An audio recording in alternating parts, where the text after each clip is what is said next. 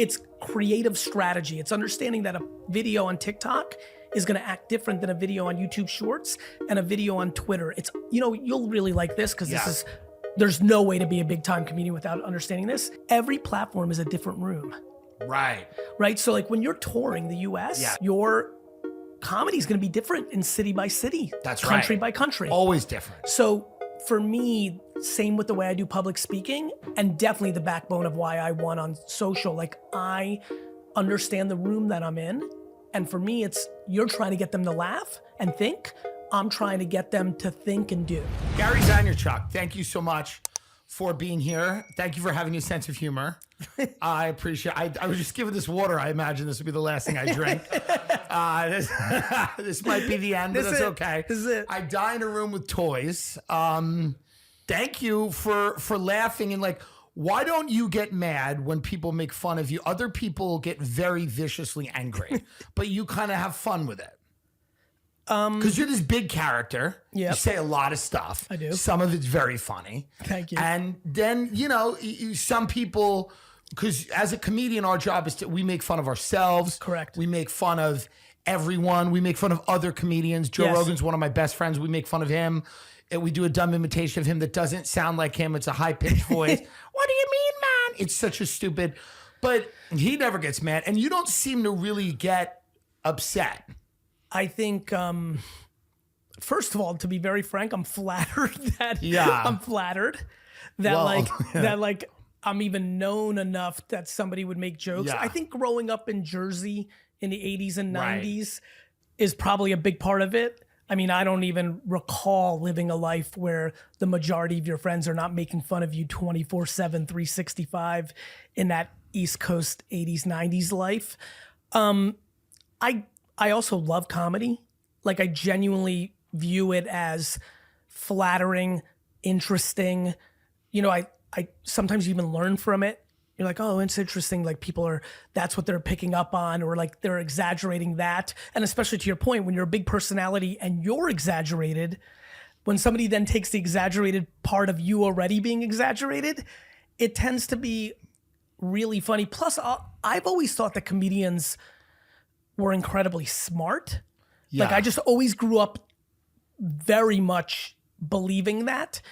Like, Richard Pryor was a big factor. I actually think my keynote career is very wrestling promo, stand-up comic DNA to begin with. So I think there's a level of, and honestly, to be even like really to the point, anybody who can't laugh at themselves is fucked. Yeah. Like, genuinely actually fucked. It means they're deeply insecure and like unhappy, and luckily the DNA draw did not give me that, and so I'm cool with it. Well, no, and we as comedians, it's always cool when somebody doesn't have you killed, or I mean, you have a good amount of money and you have connections. It's right. You know what I mean? Like, doesn't have a car explode, or that's nice. There's nothing wrong. We love that. Elon Musk buying Twitter, big mistake? Probably not. It's one of the most important platforms in the world. And, very quickly, I think he wants to turn it into something viable. The product, I've been on it for a long time. I was there super early.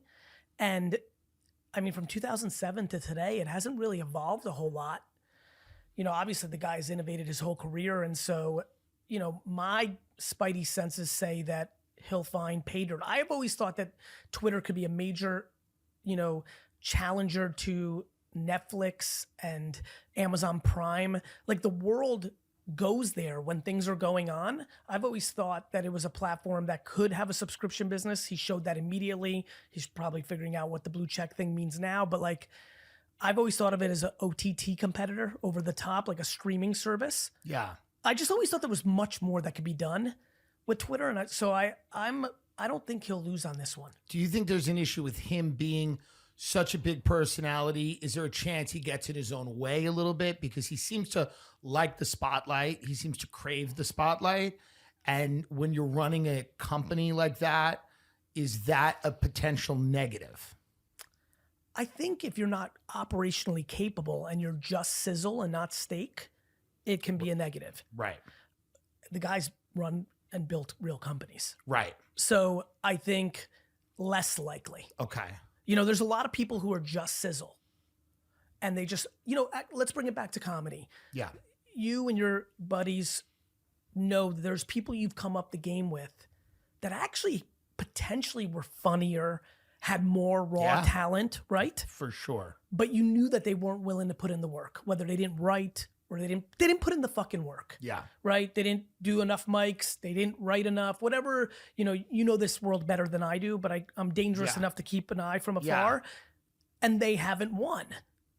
And I think that's similar to the way I think about entrepreneurship. Like, if you can't actually operate, if you don't put in the work, if you're not that person, the sizzle, what you're referring to, will fuck it up. You'll get found out. Everyone gets exposed in the end. Right. Now, I'm still a believer in FTX.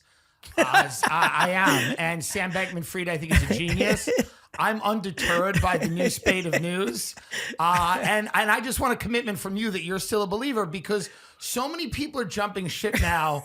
Whereas I say to myself, like, isn't this time to really show him our support? Like, let him know that, like, what he's doing is good. Like, he's giving Bill Clinton money, and, like, these are people that need money, right? Yes. The Democrats and stuff. Yes. So it's just I think it's a good thing what he's done. How do we help him? That's my question. Like, how could we help him? Do we get him to Dubai? Do we get him on a jet? What does this say about the larger crypto thing? Is it over? No, because I mean, you know, nobody I know that actually is educated in crypto kept their money in an exchange, because that's not decentralized. But what about Gisele Bündchen? Well, that's not someone who I would deem as somebody who's deep crypto, right? You know, and I think some of these step backwards during this era are going to be similar to when pets.com and all that stuff happened in the internet back in 2001. Like, people are just confused and they get hyped and overexcited about dumb shit. You know, look, fraud is hard to see at times, but, you know, centralized, you know, exchanges are a dangerous game. You're keeping your money in an unregulated industry's platform that Sam was able to do the things that one would fear in that scenario. And so I think crypto is such a big technology, but unfortunately greed and short-term thinking and all that always clouds new technologies. It's always the same shit. Yeah, it seems to be that he was able to win over so many. Well, money does that. Fans, right? Money does that. And he was called a visionary. Is it dangerous when you have a situation where the crypto in general is not really that well understood by the general public? Correct. Right?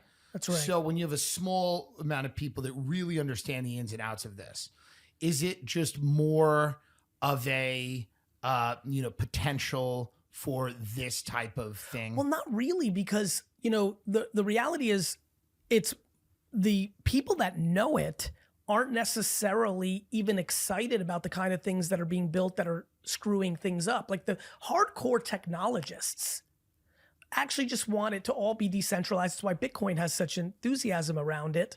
The NFT thing is really misunderstood because it's about the smart contracts and the technology there, but it got all going on the collectability, right? And so I don't think it's about a small group knowing, because it wasn't Sam's knowledge of blockchain that created this vulnerability. It was the lack of knowledge of people leaving their money in there.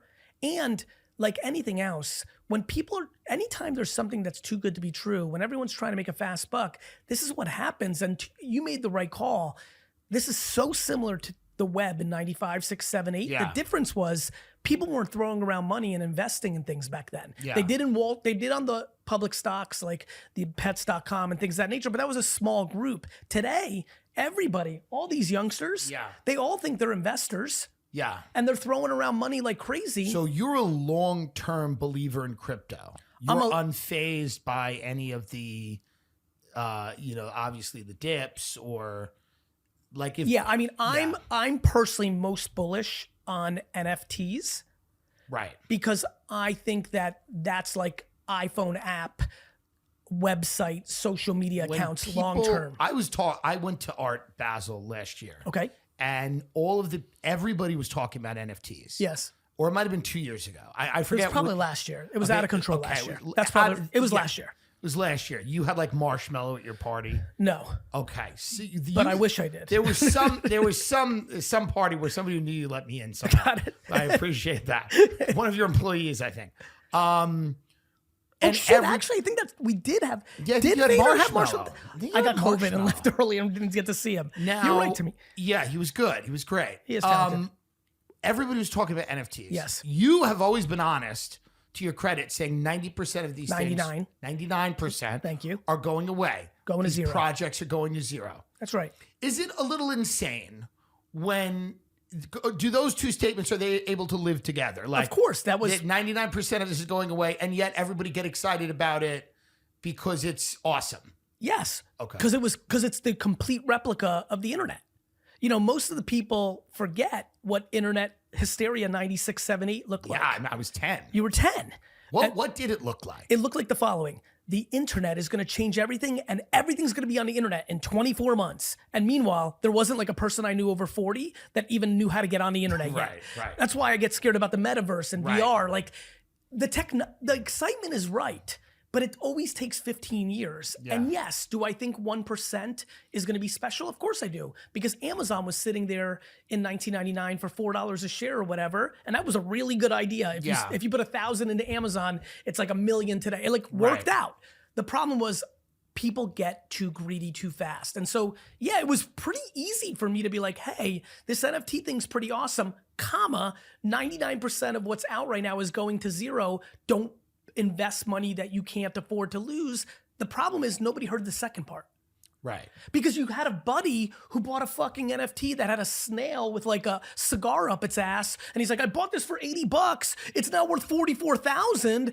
And like, everyone's like, what the fuck? Isn't that a statement of our economy? Yes. That a snail with a cigar up his ass. That's right.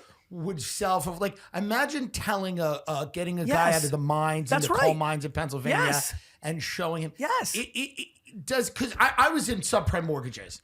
And there are people that have negative thoughts about them. Yes. I think they were beautiful instruments. But a lot of people have they say negative things about them, whatever. But I don't think I think people without money should be given it sometimes.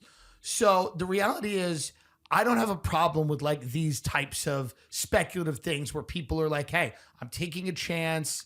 Let's see if this works. But you were also a deep believer, and this, you may be proven right. I don't know if we know, in the art behind some of this stuff.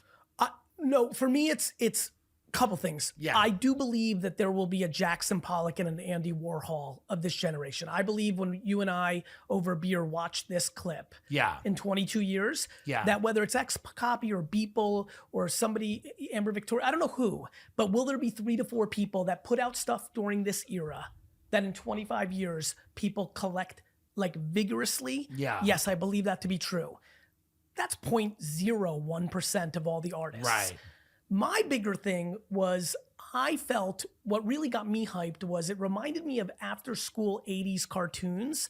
If you think about 80s after school cartoons, Transformers, G.I. Joe, My Little Pony, right? Yes. All the Care Bears, all these Ghostbusters. All these IPs were built. Right. And it's very clear to me that during this era, 5, 7, 8 G.I. Joe, Transformer, My Little Ponies will happen because you have real people that are real creative that are building intellectual properties, and some of them will survive this carnage. Right. And I believe that those will be the important art, collectible, cartoons, video games, now, hoodies. VeeFriends is your line of of all the different, and you're a this is the proactive piranha. Show me this, please. Yeah. So this is looks the like proactive piranha. That's right. So now this is a piranha who believes in hustle culture. Well, I don't know about that. Well, he's proactive. Why is proactive hustle culture? Well, he's hustling. No, he's being proactive. Well, that's a form of hustling. Well, it all depends on how you want to use the word hustle. This is a piranha, and this Are is you just, against being proactive? Because No. I would argue you're one of the more proactive people I have actually watched navigate Earth. Well, that's completely. I mean, you've seen a lot of people navigate I have. Earth that are a lot more proactive than me. You're very proactive. I try to be as proactive as You're possible. proactive, brother. I try to be proactive, which You're is why, proactive. and I kind of look like, I don't want to sue you, but there is a similarity to this. Now, this piranha, is he to teach children about NFTs? Like, what is he like? Like, is part of your, here's the way I see the VeeFriends. Yes. You know, everyone's going nuts about the trans teachers, like grooming, getting the kids to be trans. I see VeeFriends as your way to groom kids into being entrepreneurs and start robbing their families. Why would I rob their families? Not rob their, you know what I mean? Just kids start talking about NFTs at the dinner table. Like, I feel like this is a way to get into kids' heads, and they start talking about blockchain at lunch at school. Hey, on your downtime, would you like to join our strategy team? Yeah, right. But I think for me, you know, I think that in a lot of stuff you talk about, in a world of red and blue, right? Yes. I think all the answers are purple. Right. Really, I think it's insane what everyone's doing. And so for me, VeeFriends is kind of like a world that I want to create that really educates people to play a little bit more in the middle, which is like proactiveness fucking matters. Accountable ant, not on the shelf. Talk about a character I want to build. This is an ant who's got fucking canceled accountable for saying something wrong. And needs to be taught. No, this is an ant that understands that almost everybody's upset because they want to blame somebody besides themselves. So these are characters that all have, like, there's a message. Yes. There's like accountable ant, there's pro. So everyone has a thing about them. Yep. And is this targeted at, do you think kids learn this stuff? I'm going to build it over the next 50 years, kind of like Marvel. There'll be the stuff that's young. Right. But then just like, you know, older movies. Yeah. These characters will be developed to go the gamut from 1 to 99. Okay. And right now I'm skewing towards a younger play, you know, cartoons and toys and video games. And so that's where my focus is right now. When people criticize a lot of whatever you want to say, marketing gurus, people that are telling people like, hustle, figure it out, grind, build your own thing, which of course is benefits to all of that, right? But then there are these vast chasm of inequality, right? This vast chasm of wealth between people that are at the top and the people that are at the bottom. And it seems increasingly unsustainable that we have this massive chasm, right? Is it... You mean in society, not in marketing, right? We're going to probably live to see trillionaires, right? Right. Guys who have $1 trillion. Yes. And then we have large swaths of the country that are somewhat ungovernable. I mean, they're just, people can't get clean water. It's tough. How does that all, in the way you look at the world, how do you think the ethos of what you kind of preach fits into a society where more and more people have less and less, and more people are being, I guess, disenfranchised economically? They're unable to participate in society in a way that you would like them to. Yeah, I mean, I think this is why I love purple versus red and blue. Yeah. You know, I'm a true entrepreneur. Right. I was born in communism. Right. Like, actually. Right. So, you know, I think that I struggle with trying to suppress merit. Agreed. That's just doesn't feel like the human spirit. Agreed. On the flip side, the thought of people who make hundreds of millions of dollars a year not paying taxes or trying to contribute feels off as well. Right. So for me, like, I'm a big fan of the middle. Like, I really, really believe in that shit. So as far as my message, the concept of like, hey, here are things that I see that might help you potentially feels incredibly good. Right. You know, I don't think what I talk about works for everyone. I think everyone has different DNA. Like, I just share the things that I observe that I'm excited about with the hope that it provides value, as far as kind of like just that it's a good feeling to get messages or interactions with people that have benefited from the positivity. Right. I talk to a lot of my friends who are entrepreneurs and capitalists who I always feel like the world, if you're going to want merit, let's have merit. And I feel like when people get into their 70s, 80s, and 90s, and they don't want to fight in the jungle anymore, and they decide to use their money to pay off politicians to keep their money. Yeah. That's kind of loser fucking entrepreneurship. It just seems like the system's so easy to game. Because I agree with you about merit. I agree so much about merit.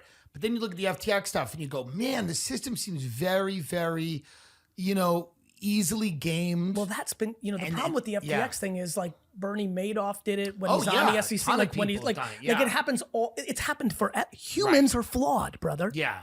Like it's part of the fucking, that you know, is it's like, true. it's Yeah. fucking part of the game of life. Like Yeah. it is what it is. It sucks. Like fuck ripping people off. There's people killing people this second. As you and I sit here Yeah. with a fucking piranha There are people killing other people. Humans And are for no flawed. money. It's a waste. It's for There's no money. people doing it for free. That's right. And that's a bigger problem is that there's no even benefit financially. I mean, if you really want to get into like the fucking real fucked up of the Are you part of- Ukrainian? I'm Belarusian. I was born in Interesting. Belarus. What's your read on this? Fuck. I mean, Just quickly. I know it's hard. my but read on this is if like, you could, is there an animal that'll explain the Ukraine war behind there? this is the rational rattlesnake. Okay. Everything is that's that really rational rattlesnake? Everything that's Okay. going on in Ukraine is and So Russia this is is- not rational. It's not rational. Not rational. We've It got- is not that rattlesnake. So, but this guy, he's the one who goes, maybe we should negotiate. That's right. I'm going to send a rational rattlesnake Yes. to talk to Putin. He goes, because we can't totally isolate He's Putin. gonna He's got all the nukes. Putin. Right. You know, like right. He's maybe got all use- the nukes, yep. but and Zelensky seems like he's doing a good job. And by but the way, as we're he's filming getting this, a- by the way, as we're fucking taping Yes. this, a fucking missile hit Poland. I know, but here's the way we all feel about Poland. This may be good for Poland. Would you stop? Poland has nothing going on, Gary. You know this better than anyone. This is a great rebrand opportunity for Poland. You think Let's so? be honest. We're It's gonna- huge. You feel things towards Poland? Here's the thing with Poland. Poland's now the country that got like hit with a missile by mistake. Right. It's time. It's a rebrand. They can go in. They can march into it. Own it. Otherwise, we didn't really think about Poland. So this is kind of what we have to do. It's like it's branding, right? You've said it. So I mean, So look, I think the reality is that there's so much always going on, yeah, and right now there's a lot going on. right. And this is actually why I admire what you do for a living. Thank you. I believe that people need two core things when shit is really fucking tense. Yes. One, true escapism. Yes. And I think that's what you provide. Yes. I think when people I go, hope, yeah. no, really, you really do. Yeah. Like you're really good at it. Yeah. And fucking laughing Yeah. on some real shit is something way more people need to do. I agree 100%. It would really help a lot of people. There's Yes. a fuck going on. Then number two, it's the things that I'm passionate about, which is like just kind of jumping on what can I do about it. Right. You know, like if you were just like, I can't do shit, everything's fucked. Do you know how sad you get? How fast? 100%. And I'm not saying that we should do that.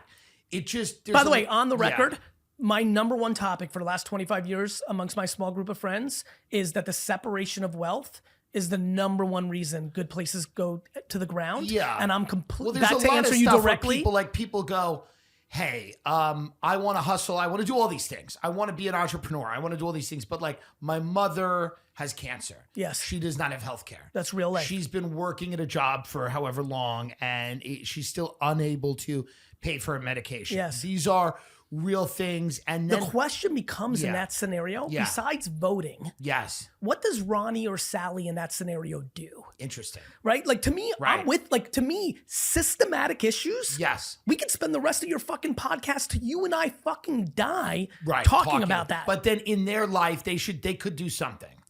I mean, here, of course, Right. there are people who have remarkably challenging circumstances that accomplish things. Yeah. The end. Right. I mean, there. Right. I mean, I No, don't know. I agree. Agreed. Both my parents lost a parent at 5 and 16. That happened. That was real, right? Right. They lived in the USSR. My Right. mom lost her mom at When 5. did you come here? 1978. So you were born in the USSR. I was born in the USSR. That's such a great hook. You like Isn't that? it a great hook to have? It's- Because you can really, when you say you're born in communism, it really is true. Well, you should see the combos me and my parents have when everyone's like, America's going socialist. My father and his broken, Yeah. you know, his accent's Yeah. like, these fucking stupid Americans, if they Right. understood what the fuck that actually Yeah, was. right. And so, like, yeah, it gives you perspective. It Yeah. also, when you grow up in a Russian household, like, when I would like break my arm, my mom would like, you remember that old Chris Rock joke, the Robitussin, like rub Yes, the yes. like I lived that life. Yeah. It was like, Mom, I'm sick. She's like, go to sleep. I was like, what the Yeah. fuck is medicine? When I was like, Right, went to right. college and my friends were like, Yeah. take some Tylenol. I'm like, Yeah. what is this incredible Yeah. superpower? She was tough. it was just different. It and so was. like, so it makes you like appreciate everything. Right. Do you think social media engagement is down? Social media engagement is down. That's what all the articles are saying. Am I wrong? I think social media engagement on certain platforms is potentially Well, down, for but go sure. ahead. there are all these articles, a spate of articles coming out. Yes, this is why we're sitting here together. You texted me and said, "Hey, this." Well, that's and right. I said, "Brother, I'm actually going to cancel my Tuesday night. Yeah. Let's fucking hang." I was like, "Bring your camouflage." I want to get your I'm in my camo. I want to get your read on this. Go ahead. There are people out there making persuasive, compelling arguments that your beloved social media, beloved social media people are sick of. Yes. They're sick of it. Yes. They've realized how toxic it is. Yes. They're going to go back to their regular lives, whatever the hell that means. They're going to unplug from this thing called... That's good. And then the internet is not going to be the sole driver of culture in our lives anymore. What is going to be Netflix? I don't know. Your podcast? I don't know. I hope both of those things. I'm in deals with both. But the reality is will you allow this to happen? Will you let this happen? Will you let people... You want to hear something insane? Will you let people leave you want to hear something and insane? just kiss their kids and be happy? Do you know how pumped I would be if social disappeared? I mean, that seems crazy to hear. Why? I fucking built on email before that, Right. or like I only care about where the attention is. Right. And I'll follow that. Right. So like to me, if Facebook and Twitter and Snap and TikTok all went, people like TikTok might be banned. The whole company's texting me like, what the fuck? I'm like, good. Right. Like it's completely irrelevant. Right. All I care about is trying to understand where people are paying attention. And then I try to create value in that channel, whether that's a fucking book or if I have to go outside and fucking talk on a corner, I'm interested. When you look at social media and you see that it is quite toxic. Well, that's because people are toxic. Well, of course they are. Well, but social media also allows them to be toxic to what do you massive amounts of people. Well, you want it regulated? I'm not saying regulated. I'm just saying. What would you like? People seem to be kind of detaching. No, yes, I totally agree. That's good. That is good. I love the merit of the market. Okay. If it's not bringing you value, what the fuck are you doing? People come up to me all the time, like literally at the airport, like, Gary, Instagram. I'm like Instagram is... Yeah, what's going on with Instagram? I'm like... It's just people drinking drinks out of hot dogs and it's sick. But don't you understand this is kind of a portal to hell we've all opened here? Well, a little bit. I don't It's think a little bit of a portal to hell. I'm moonwalking to heaven because of it. Well, that's a great way to say you're going to hell, is moonwalking to heaven. Is that true? That's what someone would say if they were going to hell. You'd say, man, if I end up in hell, I'm going to be like, motherfucking TD. If he fucking sent me here. You will colonize it quickly. I will dominate hell. You will dominate hell. You would dominate hell. I'll get everybody happy. And be like, come on, this is not, let's be good. So what is the main focus of when you look at these people saying that the internet's people are kind of stepping back? It means nothing to you. In fact, you like it. You think this is a good thing. I think these are articles being written based on the article that you're probably referring to is like, oh, it's more about TikTok and YouTube and like Netflix. It's more about entertainment. And I'm like, who's providing the entertainment? Right.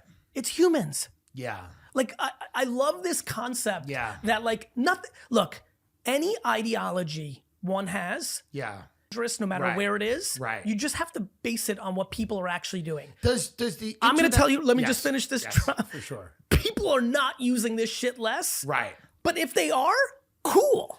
If there's a fat girl on Instagram who eats a different sausage every day, does she deserve to be famous? Do you know what I mean? Of course. Anybody deserves... But Gary, don't you see why some people think that's crazy? I think it's crazy that you and I are famous. I don't even know if we are, but you're very famous. You are very... Brother, what are you... You have the animals after you. You go to fucking Australia and fill out fucking arenas. The people in Australia have been very kind and good. Okay. They're very, very, very nice people. Yes. I've said horrible things about them, but they've been very nice. I actually think that there is no fame. It's been commoditized and everybody's got some sort of audience. Right. And I think it's awesome. I think it's awesome that Sean can do what he does with comedy and people. Who is Sean? What does Sean do? Sean is going to be as big as you in 3 years. Listen, he should be bigger than me now. But what does he do just out of curiosity? He works at 1:37 p.m., which is a media platform that I own here in my VaynerX world. Okay. But he's a future comedic superstar. Wow. I really think he's I really do think he's extremely talented. God bless. Good luck. Thank you. And I think if you dug in, would like actually believe that's true. I feel like he's part of the crew that you came up with. Like you would see it. Anyway, nonetheless. Have we met or no? I saw you at Skankfest very briefly, but we did not Oh, you went to Skankfest? Yeah. Okay. Oh, so he's plugged in. He's plugged in. Like, all right. by the way, Skankfest plugged in. I just said that strictly selfish, so I could cut it in 4 years and be like, I predicted this kid was going to be a super. That was all selfish. How much of what you do are you doing knowing that it's all of it? There's something. Are they? What are they doing? Tests? All of it, because if you're listening right now, the building is doing a test. Okay. That's good. It's authentic. Yeah. Everything. I am petrified to be wrong. Right. So everything I say publicly, I'd like to be right about. Sam Bankman-Fried calls you. What do you tell him? What's your advice to a guy at this point in his life? He's a young guy. I have, believe it or not, you'll appreciate this. I have followed this so little. It is very seemingly that he's in Fraudsville. And I think what he needs to do is like really go through like some help to understand how he got into this place. Into Fraudsville. Yeah. So he's got to maybe get some therapy to get into Fraudsville. I think so. BetterHelp online therapy will do it. I'm sure. So your company, because there's people out there that don't understand what you do. Right. That's my favorite. No, it's true. They go, he's there, he's everywhere, but we don't understand what he does. Have you watched the show Mad Men? Yes. That's what I do for a living. I So own you're a the very next large version of the advertising giants that you're helping companies connect with people on social media. Yeah. Also, So you could help my social media get better. Not yours. Because I'm not big enough, but some. No. But like yes, correct. Not people. Right. But a not company. Yes, companies. Cold Stone Creamery. I would love to. Could come to you and say, we need more fat, sad people to come into our establishments that we put in strip malls. Why does it have to be fat and sad? Because that's where you build your market, Gary. There's kids and families that every now and then after the Little League game, but you build your market for Cold Stone on a guy who's had enough, who comes in and just wants. Do you like Cold Stone? Like it's not bad. It's good, right? It's not bad. I've been fat and sad, and I'm telling you, there are markets that are built on the backs of sad people that are doing the wrong thing. There's nothing wrong with that. I understand. Yes, you have to connect with everybody, you know? So companies are for you. It's not people. Correct. Okay, interesting. And so for me, these companies waste so much money on traditional TV commercials, banner ads on websites. It's actually scary how poorly the Fortune 500 ecosystem spends their marketing dollars. And so we came 13 years ago and have really built a large 2,000 person global company that I'm really proud of and I really enjoy operating. Who are the most interesting entrepreneurs that you've seen up close, that you've worked with, that you think are, I don't know how many of them you can say or not, that you look at and they embody the values of somebody who can really, innovate and change the world? Like, who are the people that I'm a big fan of Evan Williams. He was Jack Dorsey's partner at Twitter. Okay. He did Blogger. Remember Blogger I back in the day? Blogger back in the day. And then he did Odeo, which was a podcast thing that kind of got crushed because Apple came out with its iTunes. And then he did Twitter with Jack, and he was instrumental. He was the first CEO, I believe. I've always thought, What do you think of Jack? I don't know Jack super well, but he really invented the concept of Twitter. Right. And I loved that he was running What's Twitter. What's with the outfits where he dresses like a shaman? He's cool. Yeah. No, that's disturbing. Oh, it's disturbing? Well, it's a little off-putting. But I get it. It's cool for a minute, but then it gets odd. But these guys are interesting. They're unique, eccentric people.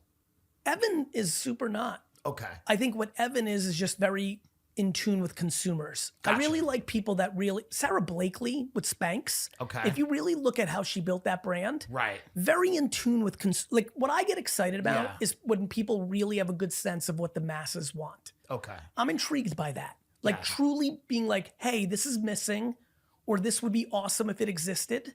Right. And it doesn't have to be something as profound as like what Elon and Jack and like it could be literally Spanx. It could literally be like, like who thought of like bottled water? Like I actually think that's interesting.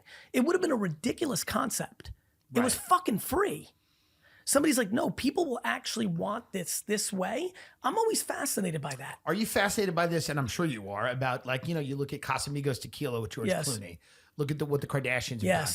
All this influencer capital, right? Celebrity capital, where it's like their value is in their audience, their name, things like that. That's a very interesting.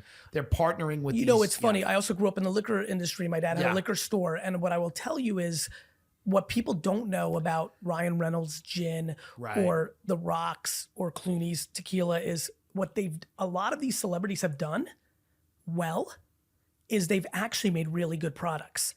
So what used to happen in especially alcohol is like the Rolling Stones would like give their name to a wine. It would be like bulk bullshit wine. And it was like a novelty gift. Somewhere around 20 years ago, people started getting serious and making like actual good stuff. Right. So now what I think is fascinating about that whole genre is they're not mailing it in on the product. And I think it's a preview of what you're going to see more and more, which is like, it's not a private label that just puts a celebrity on it, which was the whole move of the 80s and 90s. People are trying to build actual things. And I do think people like Mr. Beast and others are going to build multi-billion-dollar companies. Mr. Beast seems to be like the guy. He's doing a really good job. Yeah, it's amazing. I mean, he's stuff. also like, you know, like he goes more into your world where like, when I think about you, when I think about like, there's people that have craft.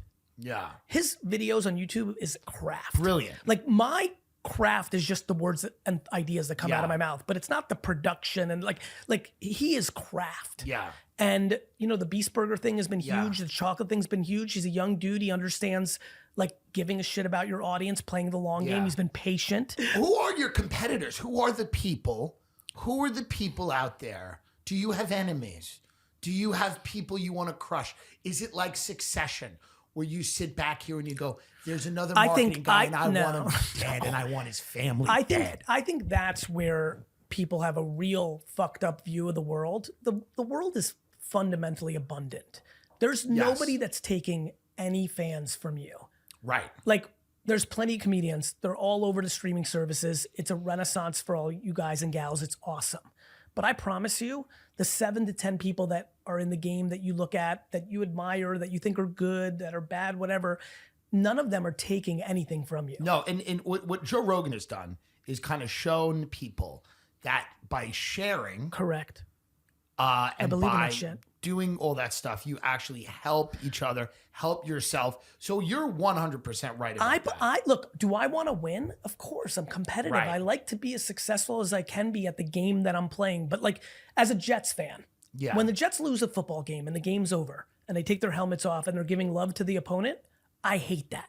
Right. Because I'm pissed. Right. Because I'm a fan. Right. Fanatic.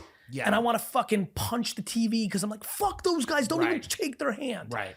But when I do it in real life, aka pitching for business and we lose it, like I'm not angry about that. I don't think anyone's taking anything from me. Yeah. And so like I don't really have a feeling where I have negative feelings towards people.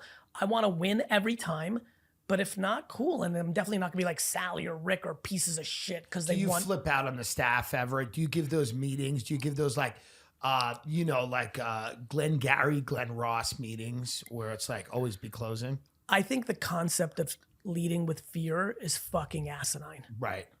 No, I do not do that. Okay. So you're more of like a kind of like I don't know what you would say, but more of like a lover. Yeah. Okay. So you're not Logan Roy. You're not going in there and like, okay. What are you, when you first started making money, what were the things that you liked? Was it a nice car? Was it a watch? Are you into stuff like that? Or was it I don't just like stuff. Okay. I did like buying like custom Jets jerseys of like random players that nobody knew who the fuck they were. Okay. But that's like $90. Right. I don't really like to buy stuff. I do like vacations. I like spending time with my friends and family. Right. Like that to me is humongous. I'd much rather spend on like paying for like my family's flights or shit like that. That's the big luxury place for me. Right. So it's not things. I don't want things. It's experiences. I want the game. Right. Experiences, yes. You want the game. You like the game. You just like I'm being just in curious how great of an entrepreneur am I is a question I'd like answered for myself before I die. That's a very interesting question. How great of an entrepreneur? Because since you were a little kid, you just love making businesses, making money, making things happen. Yes. And you want to take that as far as you can take it. I'm genuinely curious of how great am I at the game of business. Right. On the flip side, in parallel, I love the game so much that I want to give back to it. Back to Joe that you mentioned. Yeah.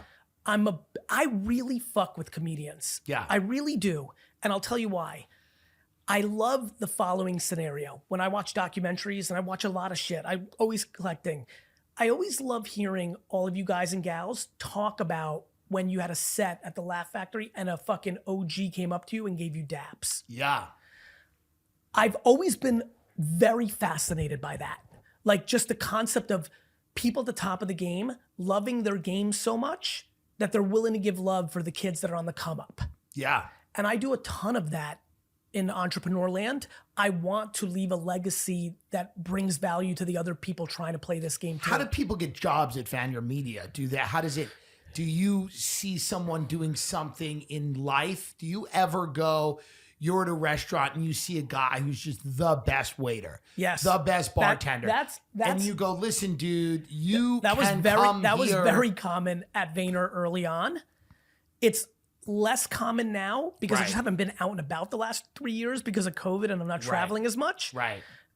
And at this point, we're just getting bombarded with hundreds of applications a week. Right. Like these guys that are in the room right now, they all have a similar look to them. They have it's an intensity that's terrifying. Yes. And you could tell it behind their eyes. There's nothing. And you could just they're ready to kill you personally at any moment. Anyone, and there's trees just being chopped down in their heads. But there's something about that I think is good. Like I look at these people and I go, these are good people. How do you find them? I think it becomes momentum. Like a lot of it's word of mouth, a lot of it's random. Dustin, get on the mic real quick and get please. close. How'd you get your job? Dustin, tell us. I applied like a regular person. And what happened? Got rejected. We could say it into the mic just because we want the people to know. I applied twice, got rejected both times. Then You kidnapped Gary's children. It's smart. It's a good. I wish it was that easy, but then the director at the time just hit me up an email, said come in for an interview. I said okay, cool. Had the interview, gave me a homework assignment, did the homework assignments, never heard from him again. Then 4 months later, calls me out of the blue and was like, hey, you still interested in the job? I said yes. Come in. Then we'll see. We'll go from there. And then just Sean went hard from then. Editing, I applied twice. Yep. And then didn't hear back. Started popping off on TikTok a little bit. Then Right. Yeah. Well, then I stopped because I was upset about a girl and I had a lull in my life. And then May hit me up. She was like, "Hey, we love your stuff. Will you edit Gary's TikToks?" So Wow. Do you ever sit in the interview? Not anymore. You're intimidating. No. When you come in. No, I think I do at the most my direct reports, the C-suite and things of that nature. The C-suite is the top. The top. This is the top. This is the top. You don't get to the C-suite without competence. Yeah, confidence probably. Competence. Well, Like I'm guessing Okay. that you have competence. That's a good point. The reality is hiring is guessing. Right. Like I really go on my intuition. But it's funny you said early on, the way we started this, I'm so confident in my intuition that's why I think I do so well with people razzing me or making literally the first time I ever saw any of the stuff that you were saying. Right. I had already been aware of some of your comedy and then saw some of the stuff. It was within 100th of a second. I'm like, this is a good dude. Right. It didn't even while all my friends were like, yo, we're gonna beat the fuck out of TV. I was like, no. I'm like, he's a great dude. They're like, what? All right. The trees in the eyes like that. So for me, the same thing with hiring, I've mishired so much in my fucking life that I know it's fucking guessing. It's guessing. It's fucking guessing. Right. Of course you get more experiences. You get the great fucking hairs. No different than your sets are stronger today than 15 years ago. Yeah. But I've made a couple hires in the last 18 months. Literally, I'm just laughing at how bad these people are right now. Yeah. What makes somebody great as an employee or somebody who's like, what makes somebody better in the business situation and what makes somebody worse? Like, is it somebody who's able to leave their stuff at the door? In our company, it's not believing in cynicism and not being scared. Okay. Because we have unlimited doors. My door's open. Our team is huge. Like the way we do HR is fucking different. And like if you're gonna bring cynicism to the places you worked in the past, it's gonna lead to politics and you're gonna lose. If you're willing to kind of let go and over communicate whatever's bothering you or things of that nature, you will crush. Yeah. When you're telling companies how to reach people, Yes. what's the most important? They go, we want to get to consumers. Creative strategy per social media platform. Okay. Understanding, like for you, for example. Yeah. Back to your social. Yes. I would do a lot more on LinkedIn if I were you. You know what? This is brilliant because I've never thought about that. So I think a lot of your comedy is super thoughtful. Now, And- I didn't even know I could do something on LinkedIn. Correct. Do you mean comedy or start like a healthcare fraud company on LinkedIn? Because I'll do that. I know you will. Okay. But I highly recommend you get thoughtful about taking some of your clips, Yeah. clipping it for LinkedIn, and writing copy that is a hair. Take like 10 miles off your fastball, Yeah. and I think you would fucking crush. That's very interesting. So it's creative strategy. It's understanding that a video on TikTok is going to act different than a video on YouTube Shorts and a video on Twitter. It's, you'll really like this because Yeah. there's no way to be a big time comedian without understanding this. Every platform is a different room, Right. right? So like when you're touring the US, Yes. I know this about your comedy because as I've dug in, as we've gotten friendly on text a little bit, I am more curious and I'm Yeah. always kind of rooting more. You get Yeah. to know somebody. Your comedy is going to be different in city by city. That's country right. by country. Always different. So for me, same with the way I do public speaking, and definitely the backbone of why I won on social. Like I understand the room that I'm in. And for me, it's you're trying to get them to laugh and think. I'm trying to get them to think and do. Right. And so I think that's where people are missing. They think, let me make a piece of content and I'm going to blast it on all these platforms. I'm thinking, oh, I'm in TikTok tonight. Well, I'm in like Buffalo for 40 people. I have to give a Josh Allen joke. Right. Oh, I'm in Australia. Let me give a footy joke. Right. And a Cooper's beer, not a Budweiser. Yeah. And so contextual creative is the out of this entire podcast, for all the people listening, this little part right here is the single thing that can make their career or their little business or their big business go further, understanding how to make content for the place you're fucking distributing it. Right. What do you think about the resurgence of NFTs? When does that happen? I have no idea. You have no idea. No Because clue. now you're in the winter. We're The crypto we are winter. in crypto winter. This is the death. This is when This is this tough. is when B players get smoked out. B players. Yeah. Okay. The C and D and F players are literally already gone. They're dead. They're dead. B players are going to get the frostbite and get their toes cut How off. bad has it gotten? What's a CryptoPunk going for now? Maybe the floor is like 70, 80K. And it was Not 500. horrible. Well, CryptoPunks is the one. Because that got That's going to be the one, I Yeah. think. Like, I can only talk about what I'm doing. That's the only one I'm sure of, including mine. If I die tomorrow, VeeFriends can't be what it was supposed to be. right. From VeeFriends to World of Women to Bored Ape to all of them, Yeah. it requires the operator to make it awesome over the next 20 years to justify the whole thing. You said every business is going to eventually have an NFT strategy. Of course. 100%. You said because Web3 is going, it's an inevitable thing. Correct. It's going to happen. Yes. You don't know when. Well, I think over the next decade or two, that will be obvious. And here's what I mean by that.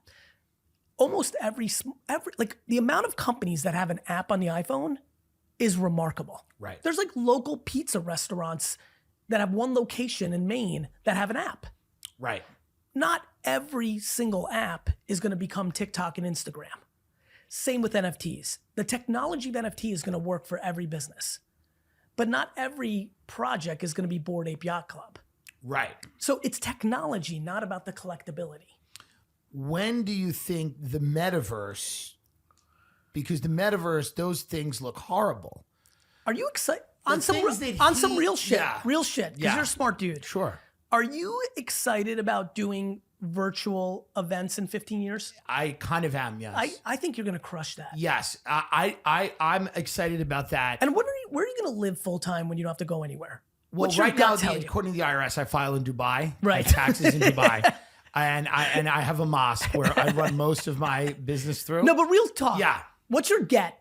What's your absolute guess? Just for fun, so we can recall it and clip it and see Yeah. how right you are. Okay. 16 years from now, Yes. VR is at full scale. Yes. You don't have to go anywhere. Okay. You are going to have a home base and you're going to do 200 shows a year.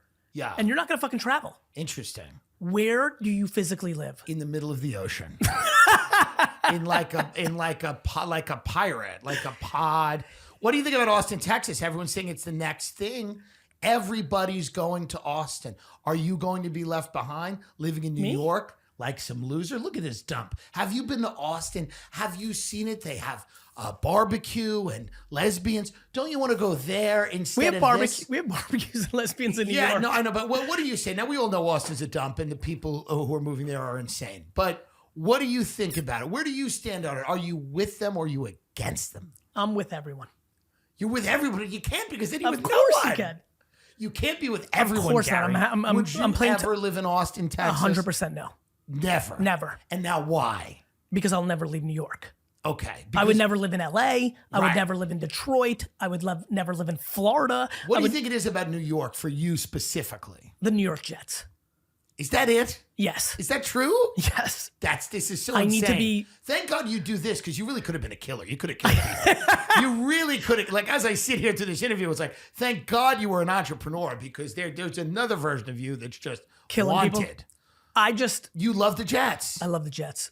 See, it's funny to me because I used to be a tour guide on a double-decker bus before I had any money doing comedy. Yep. And there was one guy named Bernie who was this guy. He was this older guy, and he was always like, I don't have any money. I live in the Bronx. It's horrible. And I go, why don't you move? You know, they have tour buses other places. Yankees. And I swear to God, he went, I like the Yankees. And I'm like, it's insane. It was the only other time you heard somebody Yeah, this it was insane. the only other time I heard it. Here in this Colossus, Yeah. huge building. And then Bernie, the tour guide, is probably, God rest his soul, I imagine he's dead. Bernie, I hope you're alive. If you are, please hit us up, DM us. Yeah. This is the place, man. It's obviously the Jets, but like, this is the place. Where else? Why? Right. Like, it's got everything. There's so many people. I love people. It's got Yeah. so many people. It's always crowded. Yeah. It's always alive. But Austin has tacos that you can eat in the morning. They call them breakfast tacos. We have those it's too. a big thing There's there. nothing anybody has Yeah. that we don't have. Well, okay. That's If it. you say so, no, of course I know that you're correct. I mean, it's the I'm a New York greatest- guy. I moved to LA because, Yeah. you know, this 'Cause is you're an where- entertainment whore. That's where the devil Yeah, lives. that's where you want to be. And in my business, you have to get as close as you can to the devil before he eats your soul and then spits you out. Now, that's kind of what our business is. That's what the entertainment And business did you is. always want to do it? Meet the devil? No. Did I? Yeah. When I was a little kid, I was funny. And my parents, you know, I lived a kind of crazy life. And it was, I did drugs early. And I was precocious. And I liked adults. I liked hearing adult conversations when I was a kid. I liked people that were sarcastic and rude and cynical and all the things that became liked it. funny. I liked people that were like, smoke cigarettes outside and were like, fuck this. And You, I always you were thought that drawn was- to it. I was drawn to it. I always thought that was kind of funny. Like the guy at the dinner Yep. who would say, you know, like I just remember like hearing like when I was a little kid, like, you know, my mother's friend was outside the house and like, I think she was like smoking a cigarette and she was like, oh, she was talking about somebody. She's like, total piece of shit. And I was like, oh, I want to do that for a living. Like, it was just funny. There was something funny and free Yeah. about the way people chose to look at the world because there is so much horror and there is Yes. so much sadness. Yes. And like you said, I'm not a communist, so I know you'll never alleviate all of it. Yep. Like all the utopians go, we can alleviate all of it. You Can't. won't. So the reality is you do get to a point where you go, if you can look at and frame things in a funny Perspective. way. Yeah. You're talking about it's- perspective. Yeah, perspective. I absolutely believe it's funny we got here. I would have been really pissed if we didn't touch on this exact thing. yeah. I think it's the whole game. Yeah. I actually think you and I are the same. I mean, that's crazy. Let me explain. I mean, it could be true. I actually think this is why we have a nice kinship. I think Sam Bankman-Fried and me are the same. Yeah, fair enough. But I'm telling you, I think this is why we have a little bit of a kinship. Yes. I think the way you just framed that is Yeah. exactly how I live my life, Right. which is you do it from a framework of, and that's why I touched on it earlier, of like, hey, it's heavy. Let's decide to look at it like this and smile about it a little bit and maybe think a little bit, and it might lead to something. Yes. And I genuinely think the same thing. Like, Yeah. literally everything I believe in is like, okay, and now what? Yeah. Everything is, and now what? Should I come out with a line of VeeFriends? Should I have like racist rhino, where it's like a rhino who's just like a product of his time? He's a product of his time. He's not. He is no. It's just 1957. He's not malicious. It was just, 1957. He just doesn't know what he doesn't know. Yeah, I mean, Do you tend to view the future of technology with all? You have very rose-colored glasses, which I like. don't think so.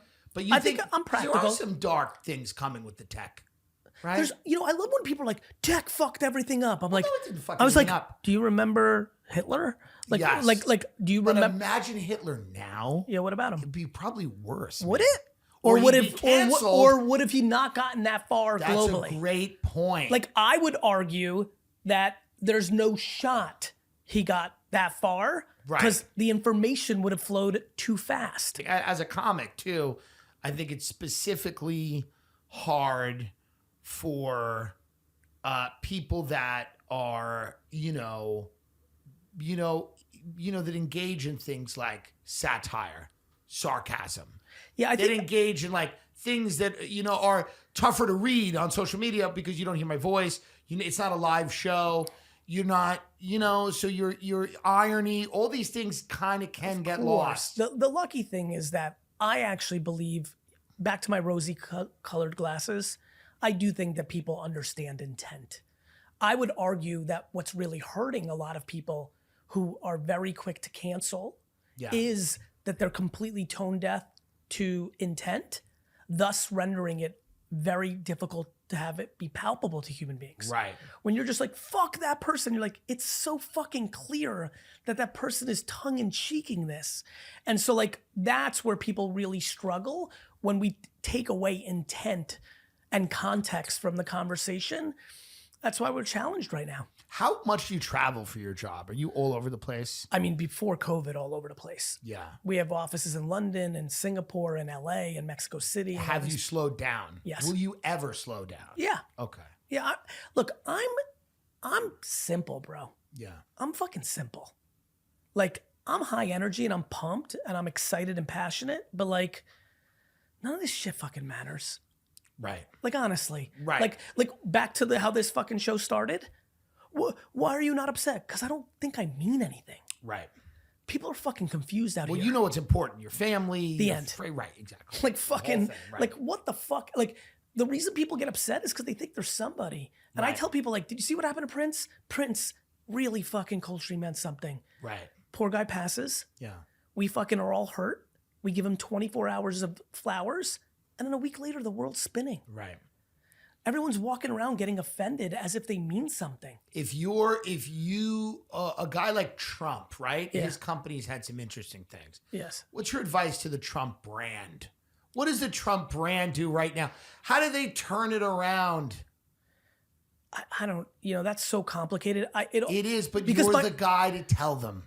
And maybe some you of ready? them listen. Yes. The opening question I ask everybody is, what would you like to accomplish? They want to keep having money and get the feds off their back. I think that ship has Yeah. sailed. You know what I mean? Like Yeah. that goes back. Like every time somebody comes into this office, I'm like, what would you like to happen? Yeah. And I always tell them like, good marketing just speeds up everyone finding out the truth about your product. Right. Back to when you said social media, right? Like everyone's like, social media. I'm like, social media exposes. It speeds up the exposure of. Interesting. It doesn't change. Everyone's like, it's doing all this shit. The algorithm is responding to you. They want to sell ads. Right. They want to fucking sell ads. Right. No different than Seinfeld. You know why Seinfeld got paid a fucking fortune by NBC? They sold ads. They sold fucking ads. Right. If you're looking at cars all day long and searching cars, you're going to see fucking cars in your content. Right. Like everyone, like people love this idea of a Wizard of Oz. Mark Zuckerberg is not sitting at fucking home being like, oh, Ricky Thompson, the 16-year-old, I'm going to send him some poison now. Right. It's so fucking delusional. Right. How, you know what you should start talking more about that will land? Yes. Instead of people blaming platforms, why don't we start having a more modern conversation about parenting? I believe, by the way, 100%, I'm with you there. Let's go, my man. Let's team. Maybe we should go on a tour. Yes. And You and talk I, about parenting. And just fucking talk about But this. there are good parents. There's unlimited good parents. Caitlyn Jenner and the other one. Because what they did This guy. was what's her name? Chris. Because what they did, Chris and Caitlyn, is they made their family A business. into a multi-billion-dollar business that's cheapened and destroyed and hastened the demise of Earth. That's good. And I think as parents, that's good. You know what's I interesting think about it's that? good that 13-year-olds get plastic surgery. They look nicer. I've got a hot take for you on that one. Yes. A counter take. Yes. It's insane how much those siblings love each other. How How about that? How about a curveball? If all of my siblings were billionaires, do you know how much I'd love them? Do you have any idea how much I love them? If our love was No way. commodified, I'm I'm incredibly impressed about that But family I'm on impressed that by front. Kim. I've said she should be the governor of California. I think she's a hard worker. Will you be a governor? I think so. I might run for something. Yeah. It- You're it going might- to. It might. You see We it, right? Should. You agree? I should do it. I can't be president, so I'm out. Well, you could help me, I would help you. and we could figure out a way to do it. I'm telling you right now- I thought the other day maybe I should run for something. I'm telling you because right if now. I don't win, it'd be a great bit. No different than you texted me and said, hey, social Yeah. media's dead. Do you want to do the show? And boom, Yeah. was I there? You were here. I fucking changed my plans. Got here I today to do appreciate it. it. In 9 years, when you text me and be like, yo, Yeah. I want to be the governor of Kansas. Yeah. I will be right there. Why do we And have to we will- Kansas? We have to start at Kansas? Yeah, I want you in Kansas. Gary! I want you in Kansas. That's horrible. Why? Because it's rough out there. But then you could kind of do what you want. You No, could Kansas is awesome. You could kill. Kansas is awesome. You don't think Kansas is awesome? Kansas would make me live in Austin. Fair enough. What do you think's going on with Miami? All right, hold on. I just I got to know, we make did sure. two more Okay, yeah, questions. go ahead. Miami, I like it down there. It's warm. Coke Paradise, the future of crypto, the crypto hub. What's it going to be? A lot of tech people moving My down favorite there? thing about Miami is that all my Shootings. New York buddies who moved down there Yeah, and claimed that they were going to be there post yeah. COVID Are back. are back, and I won a lot of side bets with all of them. That's interesting. Their delusion that they were actually going to be entertained enough and stimulated enough to actually live there full time was so funny to me that they didn't understand that one day COVID would be over and you actually would have New York back to New York. Right. And I was fascinated by people's delusion on that. yeah. Miami's a great place to visit. And that's Austin. It's all of them, right? That's just a great. They're actually, listen, Austin, Miami, these are great cities, but They are. compared to fucking New York, You can't. it's like dog shit. What do you think of LA? You think it's a dump? I don't love LA, Right. but I love it. I mean, I like again. Let me take a big step back. Every place besides Boston, because they have the Patriots, is lovely. Okay. None of them are even in the fucking stratosphere of New York City. Right. So None of them are. It's they're the really greatest not. city in the world. It really is. It's the greatest actually. city in the world. So I'm always going to be New Yorked out when I say that. But Yeah. all these places are awesome. Now, are you a guy that before he goes to bed every night, House of Cards style, puts on a hoodie and just throws someone in front of a train? No. Just to sleep at night? Just Nope. because it's. Do you get off on that kind of energy? Do you sleep easy? Sometimes. I sleep like I literally am out like a light. Yeah. Don't wake up at all. Occasionally, once in a blue moon, need Yeah. to drink water. Okay. Never have to piss. Straight 8 hours, 7 hours. Yeah. Out. No stress. One last piece of advice, because by the Yes. way, I want to thank you for doing this. I Of course, really brother. appreciate it. Happy to do it. One last piece of advice for all of the people right now that have an idea that they really believe in, Yeah. and it hasn't worked. And it hasn't worked yet. It hasn't worked. Understand that there's a couple things. One, it might be timing. You just might be too early Yeah. or too late. Timing's a Right. real thing. Two, you might not be good at executing your idea, and it might be a good idea to bring a partner in to help you do it. Okay. Right? Like it's okay. 50% of something meaningful is a fuckload better than 100% of nothing. Right. And so I think humility is like a huge, huge factor in all this. Yeah. And so if it hasn't happened yet, timing, maybe you need more patience, or look yourself in the mirror and be like, hey, I'm good at the idea, but I can't fucking make it come true. Let me go find somebody that can. Sam Bankman-Fried, if you're listening, I want you to say that to yourself in the mirror right now, because me and Gary Vaynerchuk support you and love you, and we want you back. We want you back as soon as possible, and because it's a great idea, whatever it was, the crypto exchange, and just come back. We love you, Gary. Thank you. Thank you, brother. Good luck. I appreciate it. Thank you so Take much. care, my man. Thank you. Thank you, buddy. I appreciate it. That was We had fun. It That was a blast. Okay, good.